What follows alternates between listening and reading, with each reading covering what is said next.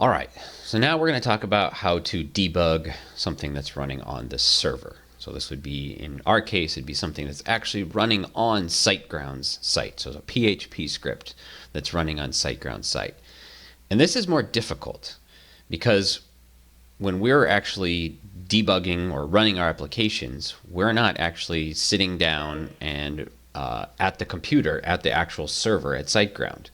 So we're still kind of on the client when we're running our applications, so there's no way we can use like the developer tools to actually step through the code that's on the server. That code is not running in the browser. That code is running on the server, wherever SiteGround's computer is located in Chicago.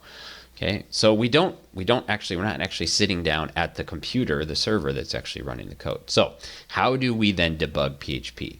Well, I'm going to use a simple example here from section 1210 that we've looked at before to just think about some really simple ways to do it, and then I'll show you maybe a little more advanced way to do it if you choose to do something like this. So the simplest thing to do is, well, let's look at the example first. So we've got a page that just allows us to enter in somebody's name, choose a number of items we want to order, and then click order widgets. So that's what this HTML is here, right here, order.html. And once we click order widgets, then it actually submits to a PHP script. If I go back, click stop. And again, we've seen this before, so you should be somewhat familiar with this.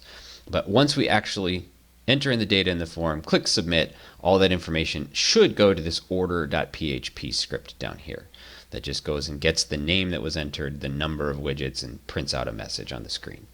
Okay, and we know, of course, that it's going to order.php because the action up here says it's order.php. So the question is, what happens if it doesn't work? So what if we have this file in our setup, and we have this file ready to go on the server? We actually run this application. Click this again to pull it up. So in our browser, we see this. We type in our name. We select how many we want. We click order widgets, and nothing happens, or just a blank screen comes up. So what's our problem, and how do we diagnose what's going on? So debugging this is very, very similar to the way we talked about debugging JavaScript a minute ago when we weren't using the developer tools. So the simplest thing to do is just use some print statements to find out what lines of code are actually even executing and what are the values of the variables at those points. So our first question should be, so after I've filled out the form and I click the submit button, and all this information that I selected is supposed to get sent to this script, and this script should run, is that even happening? So in other words, is this script ever even starting? That could be the problem. Maybe for whatever reason, this script never runs. Like, for example, if we had misspelled order.php here, okay, and obviously this script would never run.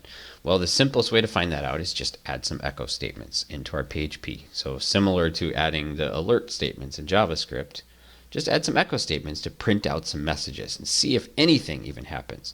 So the first thing I would do is come right in here into the very first line of your PHP and put a little echo statement. It says something like echo, in line 1 of order.php, or just something, echo here, or something like that.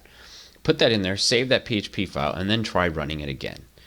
Type in your information in the form, click submit, and see if a message comes out that says, in line 1 of order.php. Do you at least get that back?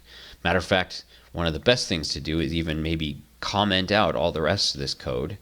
Just have one line in this file that just does that, just says echo, in line 1 of order.php, and see if that shows up.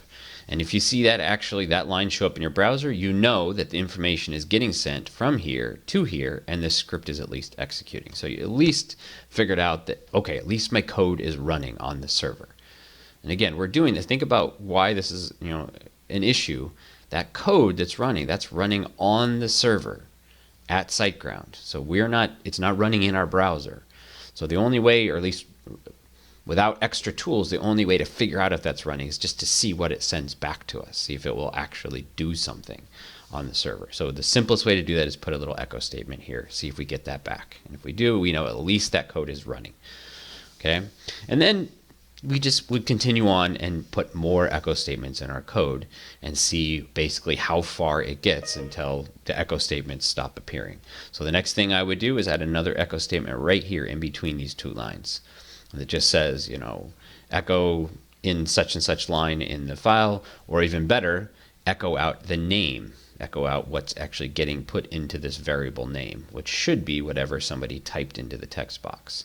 So Sue White, for example, if somebody typed that in.